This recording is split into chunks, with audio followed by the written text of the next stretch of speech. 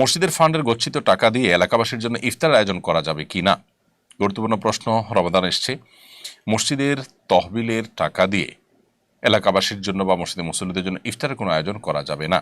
কারণ মসজিদে সাধারণত মানুষ যে টাকা দেয় সেটা মসজিদে ইফতার আয়োজনের জন্য দেয় না, সেটা দেয় মসজিদের নির্মাণের জন্য, মসজিদের বেতন ভাতা, মসজিদের যে রুলিং কস্ট খরচ আছে সেগুলো নির্বাহ করবার জন্য। অতএব যেই জন্য দাতারা টাকা দেন সেই কাজেই টাকাটা ব্যয় করতে হবে।